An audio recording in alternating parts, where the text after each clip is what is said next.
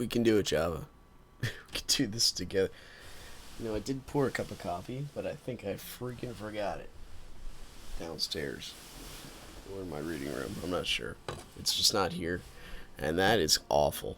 So let's this is my investment for the future. This is how we got like 6K since Friday. Anyway, good morning everybody. It's Monday. Happy Monday. Welcome back to another adventure. I went to a splash pad last night. It was pretty fun. Those of you that don't know what a splash pad is, it's literally a pad that you splash in. Okay, maybe that's kind of a obvious answer. That actually ties into the theme I'm gonna get into, which is absolute versus relative presuppositions. Mr. Collingwood was my subject today in an introduction to modern philosophy. So anyway, there's two types of suppositions, right? I can briefly touch onto it now that we can kind of relate it to like the kitchen table talk later on. There's relative, and then there's absolute. The relative presuppositions are ones that are unproved, but assumed to be not true, or at least there's a question about them. Absolute presuppositions are things that people assume true using metaphysics. Metaphysics being, things that are not tangible, like the laws of logic. Things that are there, we know they're there. Well, let's go a little higher this time with the warp dust. But you can't 100% prove them. Like, you can't, what is? You ask, what is? What is gravity? That kind of thing. Pretty heavy topics for the SK syndrome, but that's okay. I think we can handle it. We can walk through this together. But before we do this, like, coffee is just about guaranteed. So what I'm gonna do is I'm going to we're gonna look for a gate. First off, let's get what are we doing actually? We need to take this handgun, the Supra Blastra. It's a level 5 already. So we need 400 energy. So we're just about there. Actually, I probably could have sold some materials and gotten enough energy to make it. Poo on me, right? Then we got to get the sucker to level 10. So we don't have to go too far down. We can probably do something like the Jelly King. I know the Per Terror. You can probably do that, honestly. And then just get enough. That way we get some pages and kind of working for the future. I think that sounds smart. Yeah, we'll do that. So what I'm going to do, I'm going to click the start button. We're going to let it load for just a minute. You're going to experience some silence for a sec while I get my coffee. BRB. COFFEE. Why in the world do you drink coffee?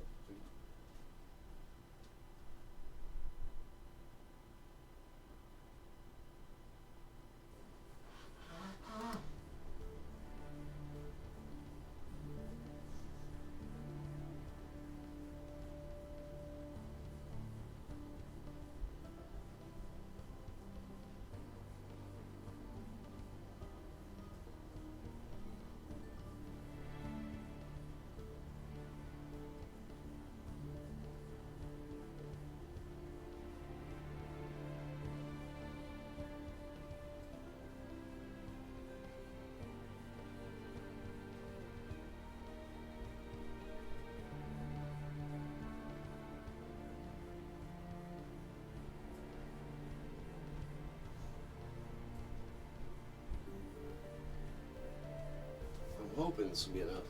Now I found my cup of coffee. It's behind my noise suppressor. Yes, we need noise suppression. But at least I can see it. Coffee not being tangible is just the worst. Thinking about coffee. There we go. Absolute versus relative metaphysics. It's a Luigi board. I forgot how to walk.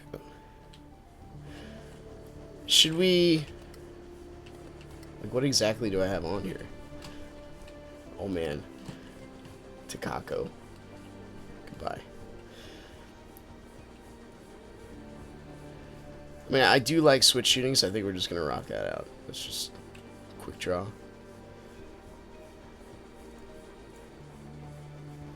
Trinket. There we go. I know we had a beautiful outfit on before, but beauty is only skin deep. Alright, here we go. Beautiful. Let us go down and dominate the kitties. I think the prestige is just kicked over. By the way, sorry about the sniffling. You will be experiencing this a bit. I think chlorine just freaking got to my nose the other day. When I was in high school, I had really bad allergies, but they kind of went away throughout the years, unless I go swimming in a pool and get chlorine in my eyes. And I didn't even get it up my nose. I was good about either exhaling through my nose or plugging it or something. But I went like sideways and upside down, got through my ear, and all those airways are connected, so somehow it did get through my nose, and it's just, it was beautiful every second of my sneezings and all that. Okay, we're going. I didn't see the other guy. Okay, we're waiting for Java to get the kinks out of its system. Don't worry, it'll be just a minute. Oh no. Oh no. Am I playing Lockdown? Alright. Well, the Knights, it's okay. It's okay. We can still... That extra little bit of RAM that we have, I think it'll make a big difference when it comes to... Oop, I'm glad we didn't get hit there. We'll just, like, stay away from him and go down alternate routes whenever possible. Not saying we don't like him. Just saying, we have enough, like... We have enough frame rate issues. We don't need the Polaris type style gun to help us out with this jump. I mean block. There we go. We're still alive somehow. Positional placement, what it's all about. So it's nice. The going to the splash pad. We went to, okay. Let me back up because I guess the cat's kind of discombobulated my brain.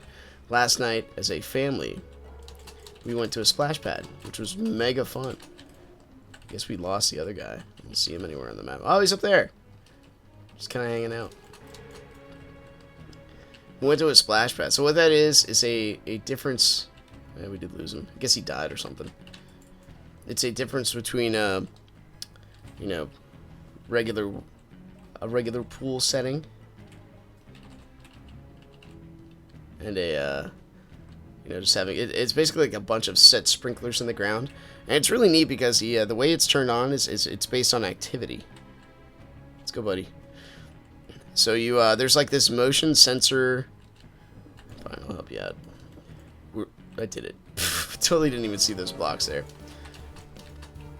So if you're not, there's like a motion sensor button in the center that turns everything on. There's that, and there's like 12 or 13 different like splash pad type of things. Whoo, right on the spikes. There we go.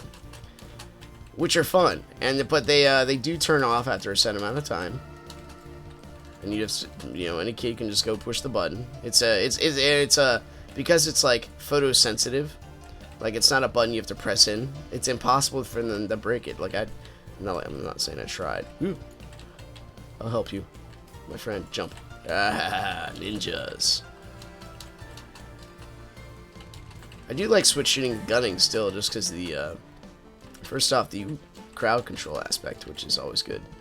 But secondly, because whoop, I did jump, but only slightly, and only in my mind, I guess. We just need a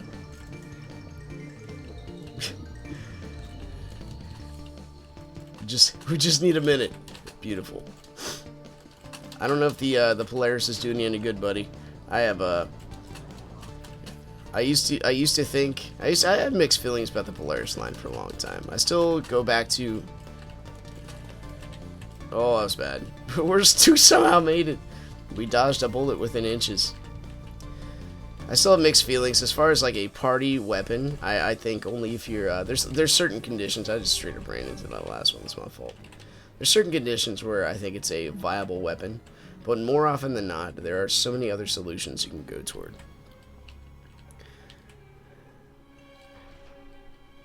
Anyway, the splash pad was mega fun. Kids loved it. And it's all about, like, when you have kids, your life is just magnified 1,000-fold by them. You think you're on a rate of like 1 to 10, your life is maybe like a 7 of happiness, and goes down to like a 2 of sadness, And then once you have kids, like infinity is the because you see innocence with you constantly, and regardless of the will that fluctuates and kind of muscles itself around. Because every character, regardless of age, has a certain like rate of willpower they have, and you can just like I could see this in my 2-year-old. She has will. Go to like we're potty training her, right? So we're like, go potty, and she says no. I'm like, what exactly am I gonna do to make her sit on the toilet and actually release? I mean, that's a force of will. She does not have to do what I ask her to do. My buddy, you're not helping me out. That's all right. I'll go forth. One thing I liked about being I'm like the John Wick style gunner, right? He's my dude. It took you that long just to beat this guy, but I like going right in there, doing my gun kata, and just absolutely obliterating these things. I mean, I do appreciate the way he can deal with like the howitzers or whatever. All right, we're gonna take this this moment to do a little nose blow here. But when it comes to maneuverability, I don't quite think the Polaris line is where it is. He walks in there heavily damaged, has to run out spraying and praying, and I guess I'm doing the same thing. So who am I to critique? Ooh, I thought we got the shield up in time. I was wrong. But anyway, the splash pad was fun. So there's a couple things that I got out of that. One was okay. First, I took the 2-year-old around. I said, here, this is fun. I tried to show her what fun was. I asked her what she wanted to do. Some things she said yes, some things she said no.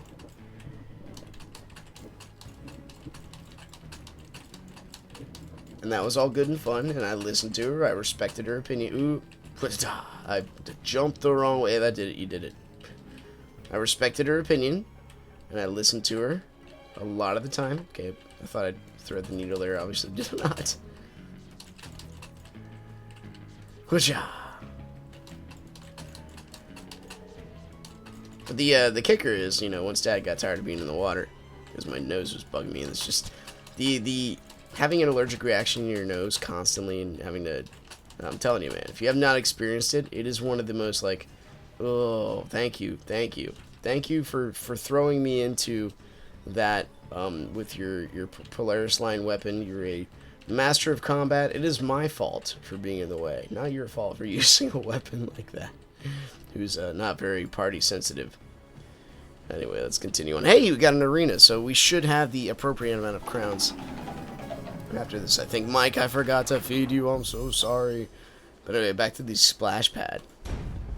We had a it was the kicker came when Dad sat down, and then I watched her, my 2-year-old, follow my 7-year-old around, and she showed her like more ways to have fun, because you know she's 7, she's tiny, way tinier than me. The 2-year-old's, you know, were tiny compared to me, but even compared to her 7-year-old sister, and my 7-year-old daughter just adored taking her around and showing her fun things. She liked being a leader, showing her the world, and you know, there was an appreciation for both of them. One with the wonder of just enjoying the water, just being together. There was no fighting like at home where you can't go anywhere and it's nothing new and technology abounds. And you know, I know a little condescending. I just noticed I don't have a shadow. I guess everyone in Spider-Man's a vampire if you have settings low enough. No, but it was like out in the field, you know, all these virtues and stuff like that are nice, but unless they hit the kitchen table type end result, they're not gonna, you know, have any meaning. Well, let's not get shocked. Okay, I don't want you to push me into him a second time if I can help it. Mike, we haven't seen you. Oh, I forgot to feed you. I even just talked about it. We're actually getting a lot. Since I put the new RAM into my computer, that gigantic memory. Gigantic random access memory. I've experienced, not ascension, because our computer's still garbage. Ah! But we have definitely been feeling a lot better when it comes to the switch shooting mechanic, because I can rely a little bit more on it than I used to. Okay, all we gotta do is dodge the projectile fire, and I think we'll be alright. And he shoots 3 times. You just need 2, man. Then you can have that shield up there. That's right. Maybe he'll have some great luck here with these. Sorry, that was not funny. Watch out for the bullet.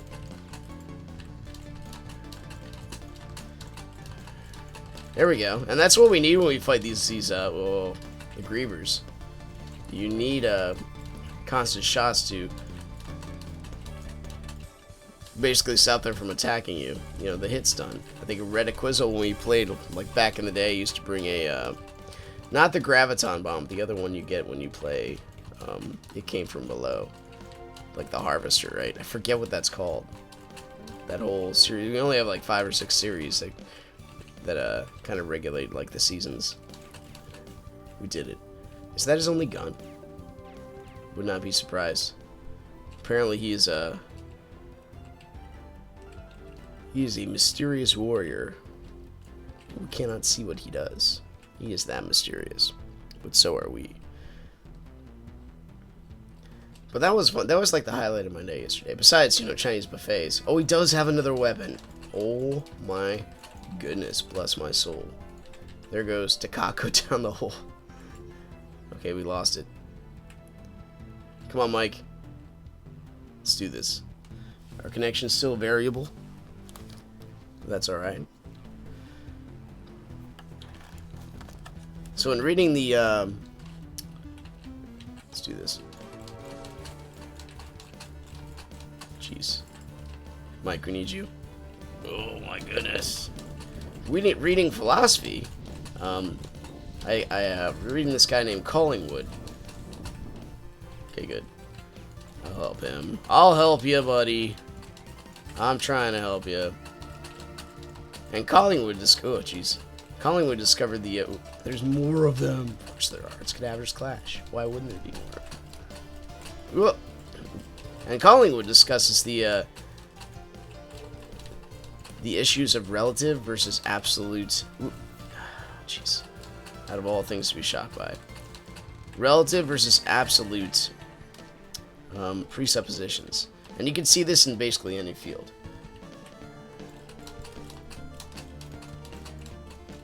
So let's say, what is an example of an absolute versus a relative presupposition?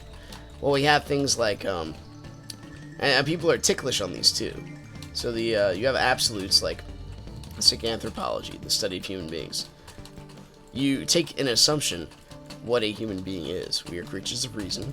We can speak. But when you start to question those absolutes in any field, the assumption is like, alright, let's pop this out here. The assumption is, like, people get ticklish to it, like, what is a human being? Well, it's a creature that can reason and speak. Well, you can do, a parrot is a creature that can reason and speak. Be more specific. Well, on a higher level. Well, you can still teach things on a higher level. Only certain people have different, like, variations of thought. Or, like, what higher level are we talking about? So, we need, excuse me, this. Can we, Dash canceled it. We need this. We need this. When they start getting up in our grill, we need something that, like, destroys them. Takako! You've left us. It was our fault that your gun was absolutely useless to shock grievers. And dude, I'm not trying to put him down so much, but like the Griffin, I think would have been his #1 choice to be used all the time. Fire's amazing, but I think that was a Griffin or a Raptor or something like that. I think like I have one, right? It's a Gilded Griffin. That would have been the #1 choice. The second you saw the grievers, you want to take them out. So we're by ourselves. It's such a lonely world. So that what I mean by ticklish, like you take that as something like you can frustrate people to the nth degree with the absolutes versus the relativism and presuppositions, because you ask why to things that are just blatantly apparent to because we all have God-given wisdom. You know, the difference between toilet water and drinking water. One is associated with one adjective, one another. What's the difference? They're both liquid. Well, in the name itself, in the meaning itself, those are absolutes. I mean, the one is absolutely associated with the other. Why would you, like, raise the question? Unless you have somebody who's a little bit more level-headed. Sorry, I'm just resting my... You should see this convoluted setup I have right now. It's pretty amazing. Let me take a moment to caffeinate.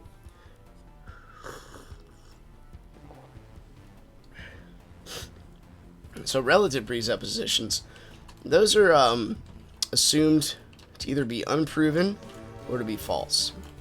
All right, Mike. Here we go. Like they need to go. Obviously, the grievers. Oh, jeez. Oh, we can do this. Huh!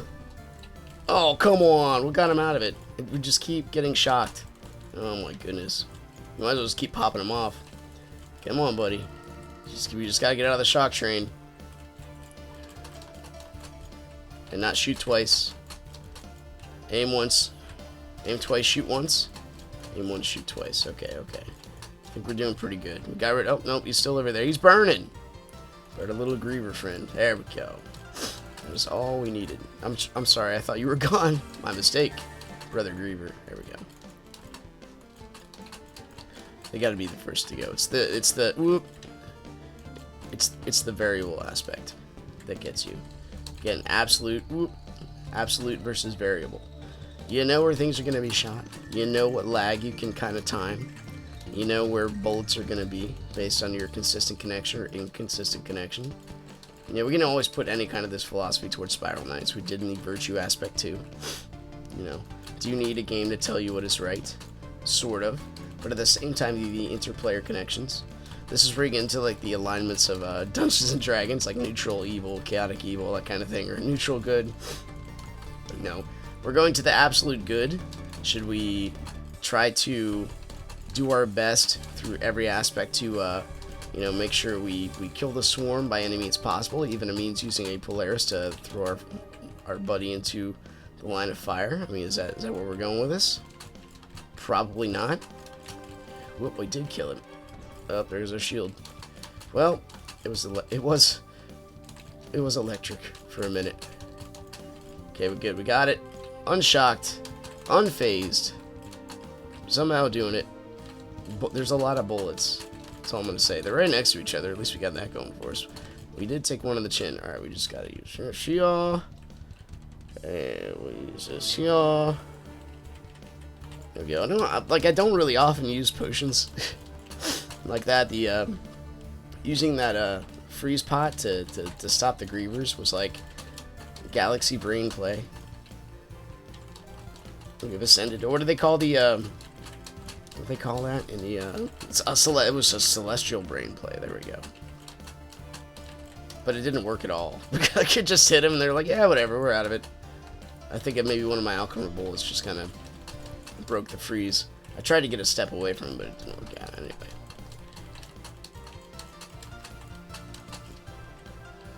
Easy freaking peasy.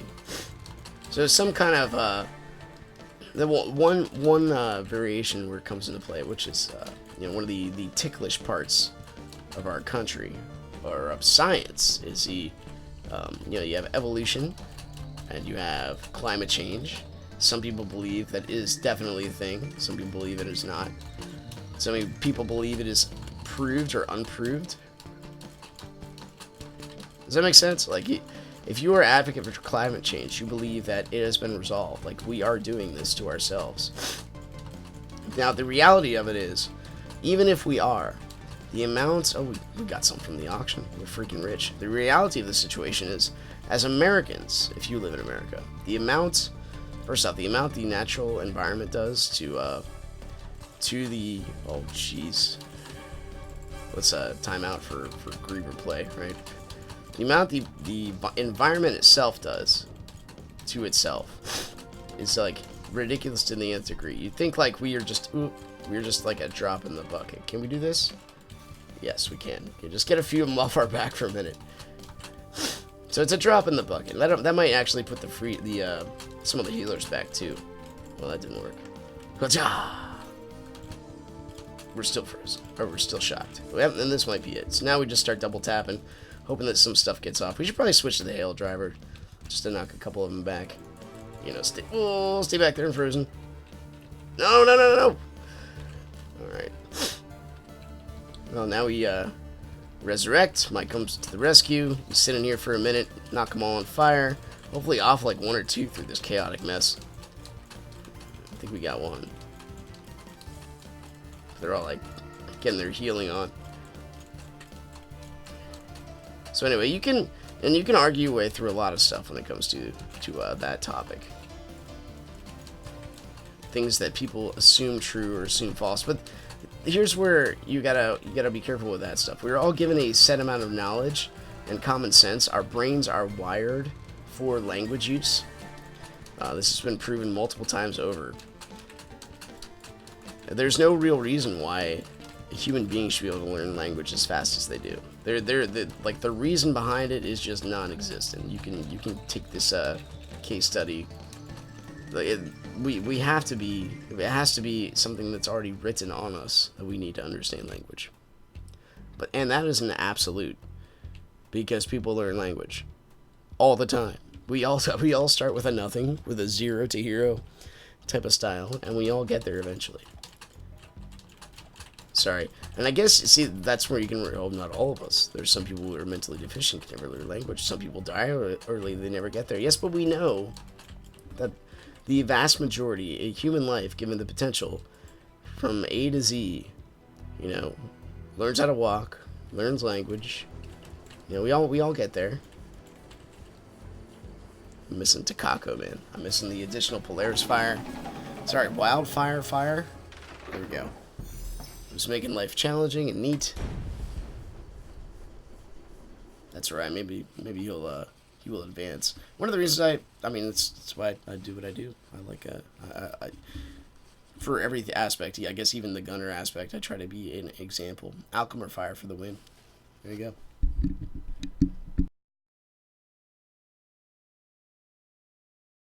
We get enough fire. That's like burning fire. That's one of those relative propositions. Drinking coffee and then warp dust. Holy smokes. I should tell you for $2 grand. I think that's it, right? Yeah, dude, we did it. Hello, Mr. Tom. Good morning. I don't know where you're coming from in the world, but over here on the East Coast, this is new. It is, pardon me. It is quite early.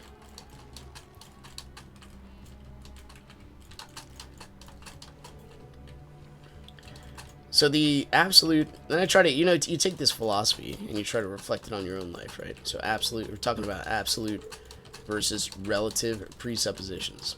So I try to look at the absolute and the relative presuppositions I have in my own life. I presuppose that every human is valuable. So everybody I look to, everybody I look at, everybody I meet, and this is highly culturally dependent, but you can also come to this conclusion based on your own education or your own theological beliefs. Dude, I gotta read some Collinger's stuff because it's pretty good. It's pretty good. But the every cult. So in our culture, in this white suburban type area, I'm not gonna say it's on par with the South, but the local area, you can assume the average person goes to a church. Now the assumption you make is they go to a church. So one thing a church is good at is taking the social classes and just kind of, basically doing away for them. But like, regardless of your wealth or your richness, if you have a value that you wish to share with others, specifically in like a religious context, and you want to make that a lifestyle, then everyone's going to be rocking that out. Everyone's going to be you basically everybody that worships God in the same avenue that you do. It will not make a difference of race or class or diversity or your tolerance will be a big thing, but then again you have to discover the meaning of the word tolerance. Tolerance usually has a kind of a negative connotation to it. Positivism versus the grounded belief that we're all made in God's image, that kind of thing. I mean, you can go down that's a long train of thought you can go down into. But anyway, where was I going with this?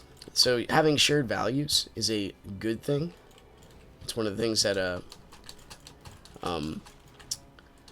helps us go together as a society. Helps us communicate the same language. When you have the same beliefs, often you communicate the same language. That makes a lot of sense, right? Not saying that, English, everybody believes in the materialistic America, therefore we speak English. That would be nonsensical. But, when I say love, I don't mean, hormonal, sensual love. There's the Greeks had 4 words for us: eros, agape, phileo, and storge. Let's see, agape, let's go up here first. Agape is like fatherly love. Dude, radiance. It's freaking Christmas. Let's see, phileo is brotherly love. Philadelphia, the city. I think that's the way to the end. You have storge, which is like parental love. Like the stork, right? And eros, which is erotic love, the hormonal pull. I was correct. Do we need crystals? Is it worth our 3 seconds to get Mike some more potential food? Well, we have a better... Dude, more radiance? Can you have double Christmas? I mean, at Walmart, Christmas is 8 months long, so I don't know. Depends where you go. So in my own life, one of my absolute, assumptions is that every human being has value. You could take the flip side of that, right? You have Peter Singer, who is the chairman of bioethics in Princeton. He says that a toddler has no more worth than a pig, no more value, and he would advocate for euthanasia and anything else that kind of devalues life. Because it's how you define life, and he defines life, I believe, as a creature that can reason. If you can't reason past at least at a certain point, what is the point? You have choice. Choice in our culture, in America specifically, is elevated to like a mystical status. Like, your choice is the most... Why am I putting this over here, by the way? I don't know. I could have just dropped it down south and been just as fine. Like, your choice is more important than anything. Even human life. Like, how much... Like, when you start, using arguments like... So now I'm going to get into abortion, right? When you start to, get into arguments like, I can't afford this. Well, how much... That's when you got to ask yourself, well, how much is a human life worth? You start putting a value on human life, you're half a step away from a concentration camp. These people are Jewish, therefore they are not worth anything. These people are in a communist regime, they take up too many resources. Stalin would just starve whole cities of his regime, either to make a point or to, because it just made monetary sense. I mean, that's where you go with that kind of outworking. One of the things that God does is he gives you the opportunity of choice. He gives you the value of choice, but the other thing he does is he doesn't let you escape the ramifications of that choice, the natural outflow of a specific type of reasoning or thought. You get to experience the end game. So if you want everything for free, well, that's not on par with reality. The socialism will fail because that is not reality.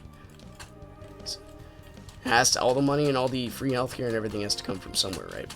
So that being said, where did I come from? I came from the concept of absolute versus relativistic. Sorry. Oh my gosh.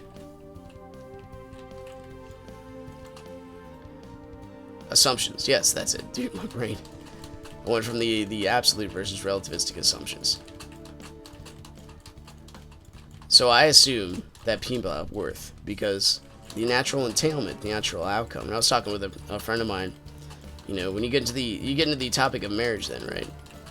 So marriage, why get married? Why even bother? So many divorces. I mean, what's the point? It's just a legalistic contract that if you decide to get separated, both people, oftentimes the male, take some, you get some, highly negative repercussions because of that. We did it. We got our pages. So why even bother? Why not just live together? Because one person is eventually going to fall out of the eros love. One of the four definitions we talked about. So what's the point? It's just going to be bad for somebody eventually. No. Unless God ain't real, change my mind. Well, that's not my job. That is up to you and to the Spirit. I can give you evidence. I can give you evidence to the nth degree, but you can choose not to believe that evidence. If you have an established narrative in your mind and you wish to prove that, you're going to prove it. You can prove to believe anything you want to believe. God is a six-armed giant spider thing that lives on the opposite end of the moon that controls the weather. You know, if you're going to go to the route that every religion is true in some way, they're just trying to give some kind of a metaphysical strength and more of a value to what we believe, because the abstract keeps coming in, then you're going to do that. You know, I could just give evidence via example. But I was going with the topic. Actually, I'll pop out a book here, because reading is reading. It's from R.G. Collingwood. He was talking about knowledge and presuppositions, where he's going about the absolute presuppositions versus relative presuppositions. Now, relative presuppositions basically assume that they are either unprovable. God's a dog. Yeah, I mean, you spell God backwards, it is dog. So that your logic is pretty solid there. God can't be a spider. I spit a spider thing. I was thinking more like the Drider character from the Forgotten Realms series, half spider. You know, the Dark Elves had like a spider god, the Spider Queen. Very interesting paradigm there, where they have the females being the stronger of the species, and being like matron mothers of the house. Really neat read. R.A. Salvador, he's where I go to when I want to, have my imagination flow. Anyway, we're peddlers of microtransactions, so. But we only stick to the virtual micro transactions. I slammed the caps lock key. I was that angry. All right, warp test.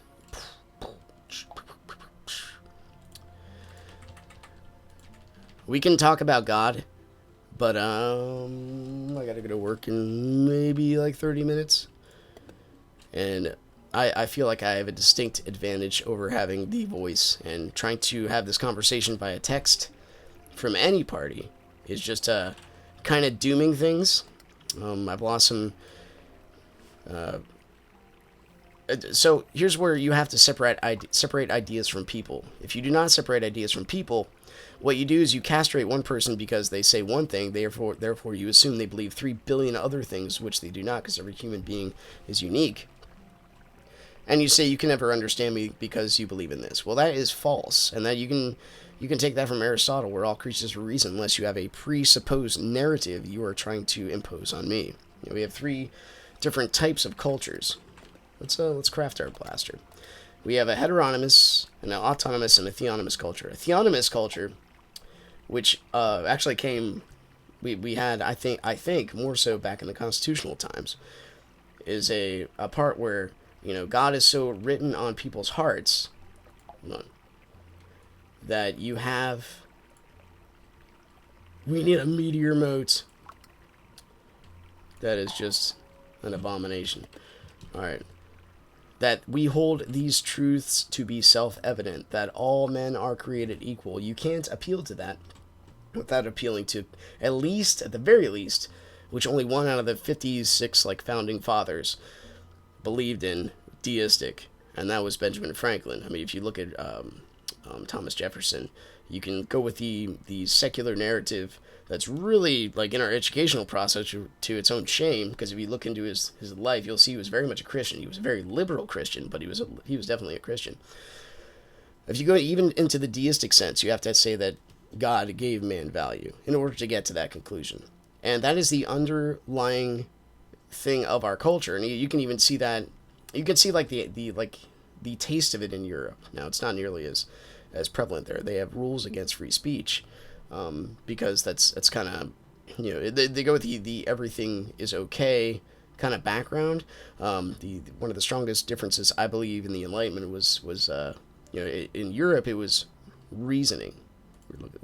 I can't do 5 things at once, unfortunately. I'm trying to hold a couple thoughts in my brain. Doesn't work out. We're gonna make this happen, man. It's freaking blaster time. Master Blaster. But the stark difference, I think, between Europe and America is that in Europe it was about reasoning. Rational reasoning. Just pure ration. And in America it was about moral reasoning. What is good and what is virtuous. If you look at Benjamin Franklin, so as a culture in America, we focus on 2 of the founding fathers mainly, Jefferson and Franklin. The only 2... He's the bathroom warrior. Or mirror, I'm sorry. The only two people who are mildly deistic. Every other person led to just... Like, you should look into this stuff. You really should, because, like, popular culture doesn't tell you this.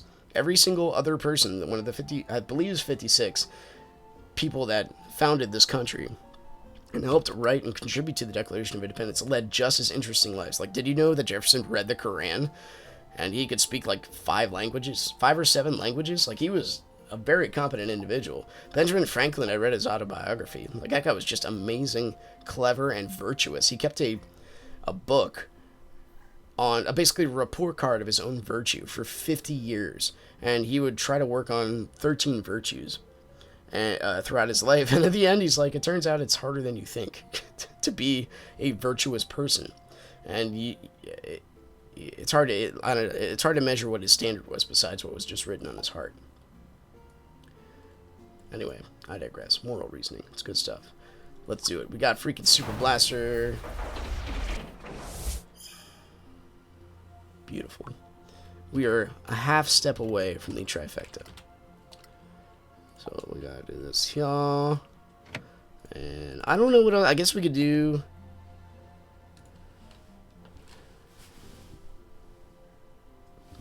We could be doing like 10 minutes. Dude, we won.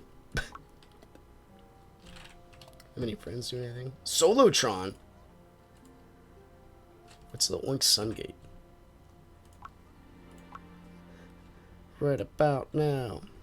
Funk Soul Brother, check it out now. Oh boy. I want to join. Get some heat, yo. No.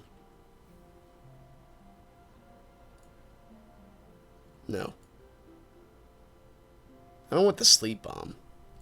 Alright, let's do this. And we'll just be like, feels good to be a gangster. Yeah, if you listen to this and you don't have a theistic belief, that's fine. I can talk about that stuff. Give evidence for it. You know, I'm not on my soapbox. It is what I believe is true. I will give you reasons for it, but you know, you are entitled to your entailment. Now, I will kind of go on the opposite end of things and say that you can't escape from the natural outworking of having a atheistic worldview, which is that people have no value. We are time plus matter plus chance. So what makes me more special than an ant? You really ultimately can't give a good answer for that because you say it is. Sam Harris writes a 300-page book, and he deals with the study of the brain. He's a neurologist, I believe. And he goes over a whole bunch of things, but he keeps saying in his book repeatedly, over and over, I don't think we need gun bonus because our gun damage is just going to be garbage, so this thing is like level 7, is that human flourishing must be the ultimate goal of life. And he never goes any, like, that's it. He goes on the surface and that's it. He doesn't go any further than that. Yeah, well, what do you mean, must be? Well, why is this? And for a neurobiologist to just stop there, that tells me that his philosophy, it's not wrong, it's just not in depth. And, you know, when my daughter asks me, why can't I have dessert first? And I say, because, and she's like 15, I mean, she obviously has a right to, you know, a better answer than that. You know, at least like what it does to your system, like can it dessert late, what it's going to do to your teeth, that kind of thing.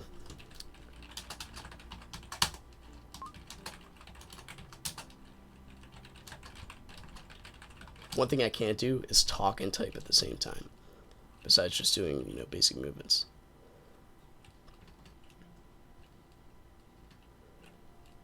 I try to hit good topics daily. I have my fellows reading, so sometimes I can't dive into philosophy as much as I want to, but, you know, watching my daughters at the splash pad's kind of fun. Going through being in a leadership position at a warehouse, it's like a giant bowl of kids. It's pretty fun. Oh, we haven't fed Mike. Dude, I'm such a... I'm glad I don't do this to my cat. Days on end, I forget to feed him. He's just screaming at me like, Master, please. Just a little bit of food. That's all I want. I'm like, And I'm like, sorry, I gotta go shoot some monsters. Bye, cat. Meanwhile, I'm using him as slave labor. Anyway, let's just feed you some blighted bones. It sounds delicious.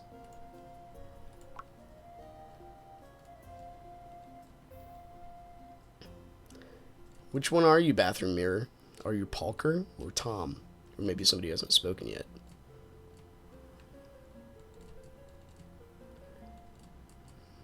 Mike, you're so gorgeous.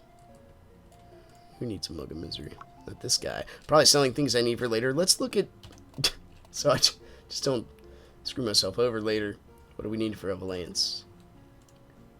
We need another meteor mote and a plasma cell. We got this. We just happen to have just enough eternal orbs, apparently. It's all good. Bathroom mirror. It's all good. There's usually the 10% rule. Only 10% of people... Oh, let's do it.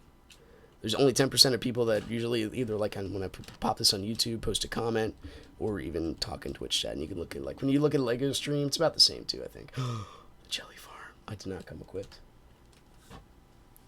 Okay.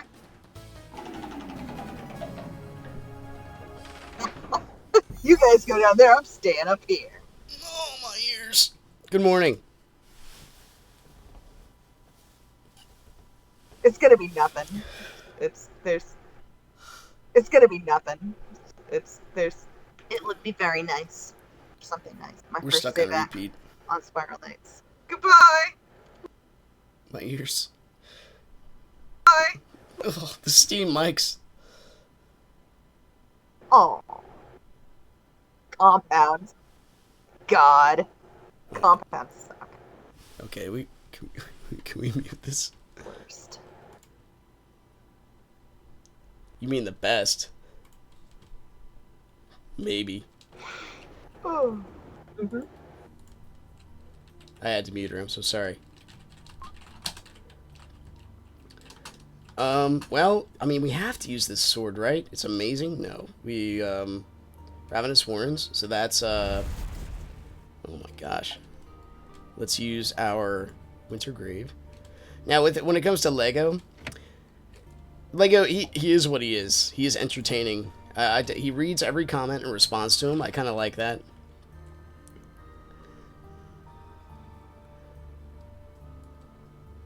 Lepak sucks. Whatever. You're entitled to your own relativistic opinion.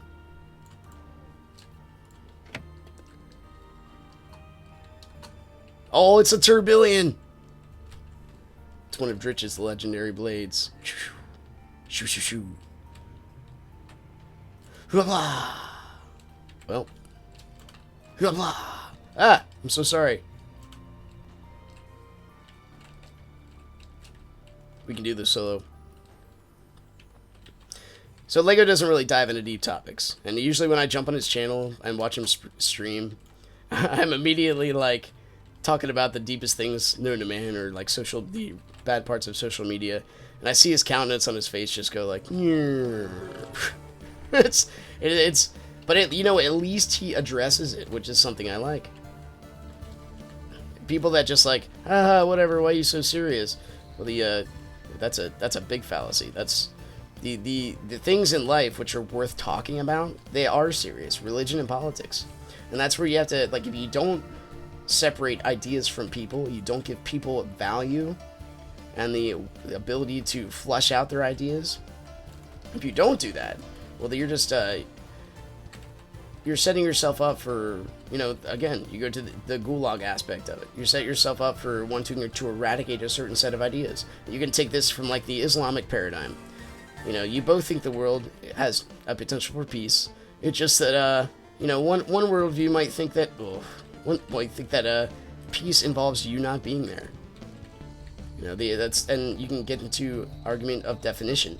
If you look at certain people at different types of peace talks, I was listening to a talk of Ravi Zacharias, and he said, you know, there's the difference between us, me and them, is understanding. You know, language. And he's like, well, I don't understand. There's an interpreter. He's like, no, not that. It's like, when I say peace, I mean both of our guns being down. When he says peace, he means me dropping my guns and him pointing his at me. I mean, that's different variations of deep topics, you know. When you start to separate that and see you can never reach an agreement, you can never find a common ground, you can never, you know, your ideas are just not worth any kind of value because, and that's the shallowness of philosophy, right? Because is not a good reason, unless you go to an absolute. If you go to an absolute, that's what gives things meanings. And when you live in a world without absolutes, you're basically in a constant flux of insanity, because you always have to undermine everything. And if I could read Chesterton's thing on orthodoxy, like I wish I could quote it off the top of my head, but he says the modern skeptic is not a revolutionary, because he's always doing things that undermine his own means. So if he does a talk on, you know, why people have value, or no, why, you know, why, dude, I can't get it right. It's in his book Orthodoxy, which is just a stellar read when it comes to deistic philosophy. Or, I'm sorry, just theistic philosophy, but even if you're a deist, it still comes from that aspect. So if you don't know, the difference between theism and deism is, in deism, God does not have any type of any type of relation with his people. Deism, he just basically wound the clock and lets it run. Theism means God still is interactive with his people. In case you were, sometimes I go a little bit too far and I don't explain the terms. So sorry about that. But there's a, you know, even in that aspect, if you don't give the other one a chance to justify their claims through reason, because my faith is honestly based on reason. There's the reason of evidence of a historical nature. That's a huge topic in itself, which I could probably spend several videos talking about. There's the evidence from a, you know, metaphysical status, like why are the laws of logic consistent? You know, consistency in general. There's the reasons that this, I mean, one of the things they started to do, I've touched upon this a couple videos before, is when they found the world actually had a beginning, they tried to say, no, we don't want to believe that. Not because of any reason besides we don't want a defined foot in the door. That was literally the reason for this. You know, they don't want to give the theist another reason to believe. That would be bad. Everyone's just running ahead of me. I'm just a freaking slow old man with a cane. At least I got treasure boxes. Please.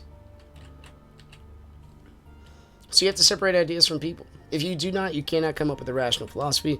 You devalue man himself. You devalue people as having a potential, going from the same equipment that you have when you started. Not the same tools. You know, that all men are created equal. We are established with unalienable rights, and I'm just going to butcher the Constitution. You know, and that the theistic framework is what basically built this country, which is amazing, America. And you know, and I actually had a conversation with my wife about the, you know, why wouldn't socialism be a good thing? And that's a heavy topic, which you really have to have a person who's presupposed to like socialism. In my opinion, hasn't read history well enough and hasn't like really digested what goes on. Can we just go a little faster? I forgot to have Mike equip me with the speed upgrade. Darn it. Sorry guys, I am literally the freaking old man of the party. I am so sorry. Did we do it? I'm so sorry, Delta. Come back, Professor, we need you.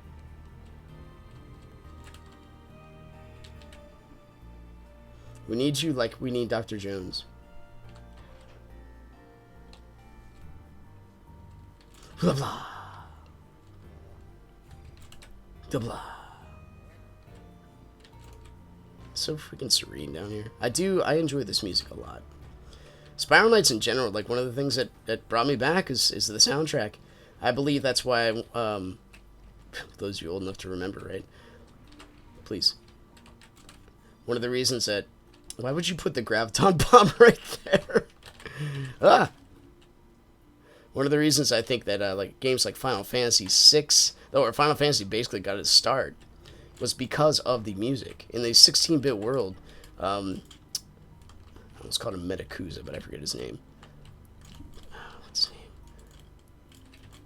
Anyway, the artist that did most of the music for like Chrono Trigger, Final Fantasy VI, those games, like, he really put a lot of himself into it. It's beautiful music, and the beautiful music behind the gameplay itself really helps with the atmosphere, really gets you aligned with the characters. It's a really, really good thing, and having, like, music itself, and the enjoyment of it, counters, one of David Hume's claims, like, take a book, any kind of book, if it's not anything about science, if it's not anything about, logic, cast it to the flames, for it's nothing but hearsay and sophistry. Well, that itself it's a metaphysical claim. It's a moral judgment. Why should we do that? Because you say so? Because is such a shallow answer, and that's where atheism goes toward. There's no God. I believe this because of the evidence, and then you can start jumping on evidence. But it's usually, in my opinion, there's so much design in this world. For example, I'll give you just one I saw. We were watching this show called One Strange Rock. Has Will Smith in it, and it says oftentimes when it comes to the evolutionary aspect, people they move the goalpost, and I'll tell you what I mean. So, time plus matter plus chance equals life, right? So we get time plus matter plus chance. We get life. We get evolution. We get survival of the fittest. Okay, that's well and good. So then he asked the question, because like when I examined that first when I was in high school, I'm like, why aren't we all just like giant one-celled amoebas? Or why isn't there just one giant life form feeding off the planet?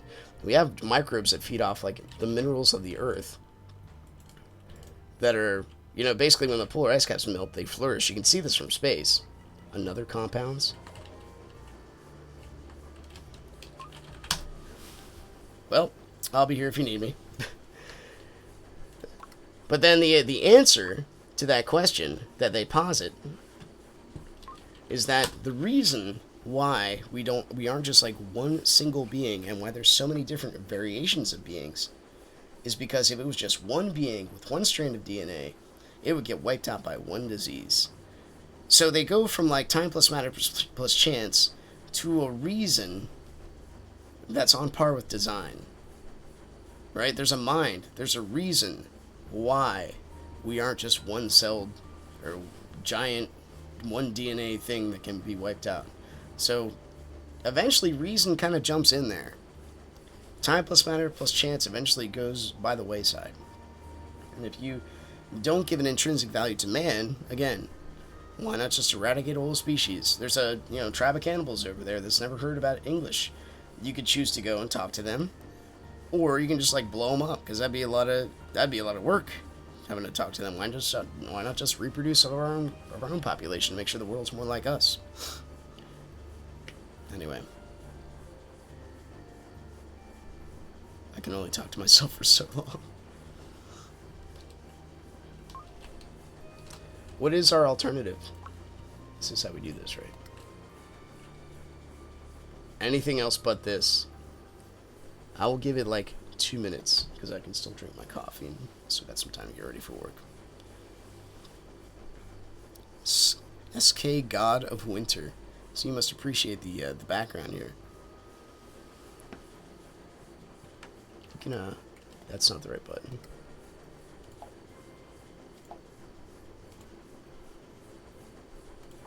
Beautiful.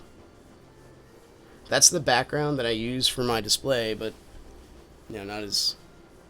It's prettier. Oh, we did it! Quick. Oh no!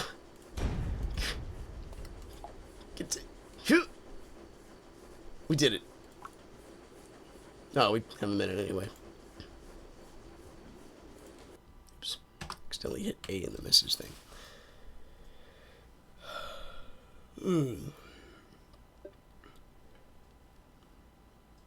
God is a topic altogether. Like having a God and meeting are kind of on par with each other. Maybe I'll just talk about that tomorrow, because that's in the few minutes we have left, which is basically the end of this. I don't think I'll be able to get into too much of it. I am going to use the Sura Ruska, because I think it's just the smartest decision anybody could ever make when it comes to using a weapon.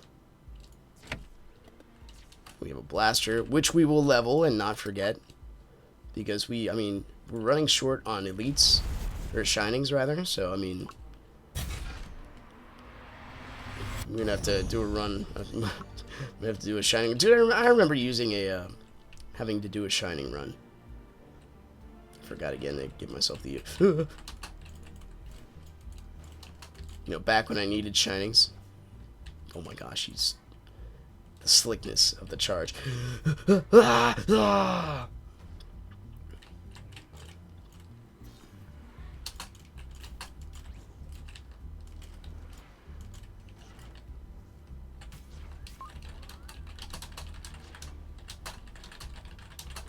We wield mountains. Now, I did get a comment before, like, is it worth going back to SK? And I said, I don't know. But apparently, like, I see a bunch of people that are jumping back into it anyway, just because 'tis the season, right? Summer's over. Run! Wish I had that shield, the giant turtle shell. I know I got mine from a lockdown perspective. It's just fun hitting people with this. I had the Triglab before, but I think the freeze is still broken on that gun, if I'm not mistaken. Why do you gotta have a freaking pulsar?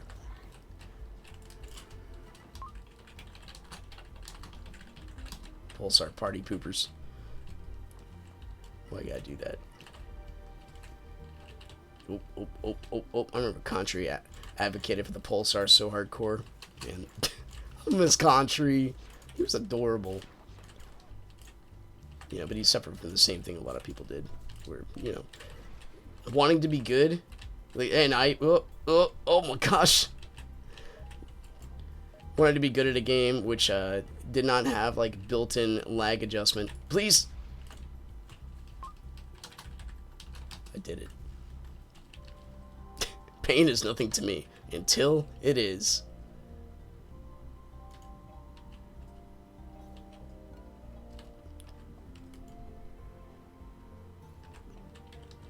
I thought that was like 4 buttons he hit.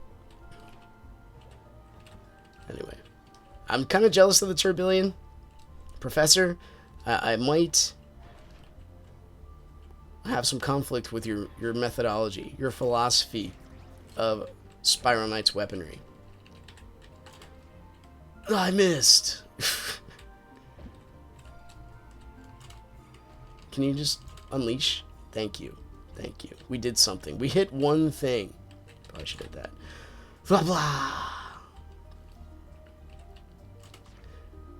Oh, man. We couldn't even end a healer. Can you just... Oh. So rude. I feel bad they can't hurt anybody. I'm coming. Gotcha! I feel like ki-ing every time.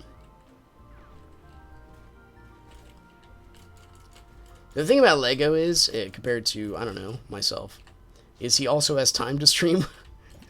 I was listening to, I do these, the only person I really listen to when I want my mind to just wander to the nth degree is Northern Lion. He has this way of bantering about absolute nothingness. This is on par with Seinfeld. He's like the Seinfeld for me. I couldn't listen to Seinfeld because he just, like, he talked about the most mundane things from, like, an 8th grade level. So it just wasn't for me. If you liked it, well, good for you. It's just, it wasn't for me. But he talks about stuff, and I even posted some comments on his videos like, dude, you have such a great mind. Why do you talk about such simplistic stuff? He starts going to the metaphysical aspects of things sometimes, and just quickly abandons that trail. Like, I don't want to offend anybody. Like, what the saying is, right, you don't stand for something, you fall for everything. You have to have something to stand by. And this goes back to the modern skeptic, where you don't have... This is the shortest freaking level in history. The modern skeptic doesn't have any ground to stand on, because you're trying to constantly undermine your own means. And you talk about morals, you trample on ethics, and you talk about ethics, you trample on morals. You know, the American Indians have a right to live. Though they be savage beasts, they still have an inherent value. Then you go to philosophy talk and you say it's because their philosophy makes them of beasts, they might as well just kill themselves because they are no monetary value of this world. Take care, Sky God of Winter. Or, sorry, SK God of Winter. Enjoy. I'm just gonna get back to Haven, sell a few things. We're done anyway. Thanks for listening. You know, I like touching on the deeper topics, and this helps me flesh out my own ideals too. So if you have a counter perspective, please throw one in the comments or in the Twitch chat whenever I Twitch. I know I Twitch at like the weirdest time in the morning on the East Coast. So like 3:30 to 4:30 or something like that, roughly. And it's going to be inconsistent because there are going to be days where I'll be like on trips or days where I got to stay up late and I got to teach at the dojo, so I won't be able to. You know, I try to give myself 6 hours of sleep. If I don't do that consistently, I become, angry. Not angry.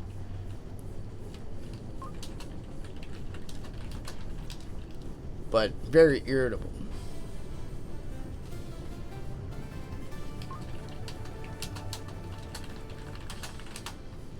Kaboom! 2K crowns. Thank you, Solotron, for the run. They only had 5K? Thanks. When did they join?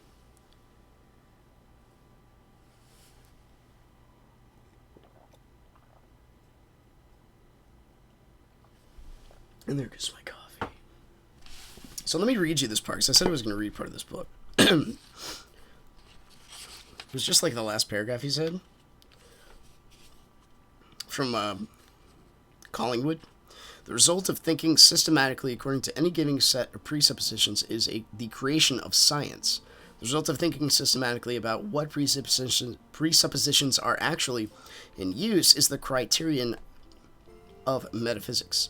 The result of simply presupposing our presuppositions, clinging to them by a sheer act of faith, whether or not we know what they are, whether or not we work out their consequences, is the creation of a religion. There's scientism, there's evolution, there's the vaccine philosophy, even though they haven't had time to do case studies. I got you, Solotron. You love life. I know you do. But, you know, and that's where you get the stuff that doesn't have, like, 100% viable proof. One of the biggest arguments I have, things thrown at me. Because when I have these conversations, it's usually like, I don't know, at work, so we don't want to, offend each other because we're going to have to live with each other. So there's a little bit of, like, that's what I'm looking for, formality with it, right? So, what was the argument? Oh, how do you know God created the universe? Were you there? I'm like, well, if that's your established paradigm for every single thing, if that's your belief system, were you there? First off, why would you believe me? Where is your rationale for believing that people should tell the truth?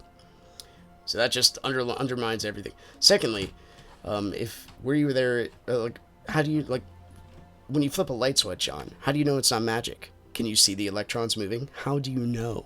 Well, you prove it by science. That's not infinite insanity.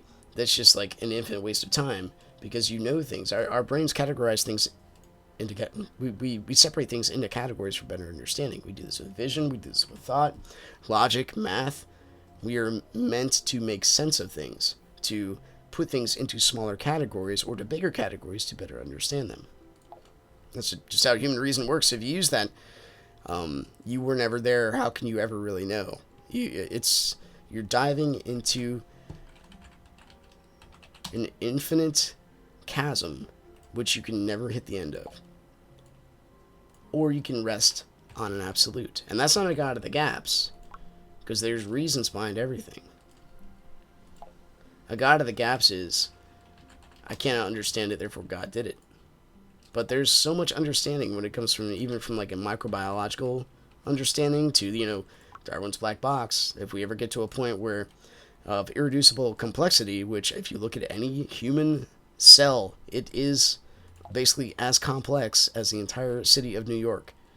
How do you get that uncomplex? It's very tough. It's very tough.